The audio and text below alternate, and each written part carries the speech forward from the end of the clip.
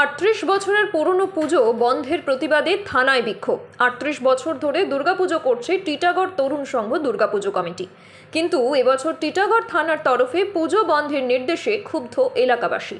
কি বলছেন এলাকাবাসীরা, শুনুন।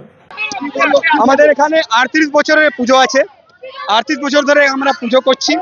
এখানে 365 দিনে 355 দিন আমরা সহযোগ করি। ওয়াগান ওখান থেকে যায়, আমরা কিছু আসা যাওয়া কিছু আমরা প্রবলেম ক্রিয়েট করি না। শুধু আমরা 10 দিন চেয়েছি, 10 দিন পুজোর জন্যই চেয়েছি, যেখানে আমাদের সরকার, আমাদের মমতা দিদি আমাদের পুজোকে বড় করার জন্য সক্ষম করার জন্য এত কাজ করছে, এত কিছু করছে। আমি জানি না কেন আমাদের টিটাগড় ওয়াগান লিমিটেড এত অবরোধ করছে, ওখানে পুজো করতে দেব না। এখানে এসে বলছে, পান্ডাল খুঁটি পূজা করছিলাম আমি, এসে বললো তুলো না, তোমাকে তুলে নিয়ে যাব না। যখন আমরা থানায় এসেছি, এখানে থানা থেকে বলছে, এখানে থানা থেকে ওসি যখন আমরা আসলাম ভিতরে, ওরা বলছে যে আর আমি পুজো করতে দেবো না, পুজো বন্ধ করা আছে, বন্ধ করে দাও পুজো। আপনারা দেখছেন ইউএন লাইভ, বাংলা খবরের শেষ কথা।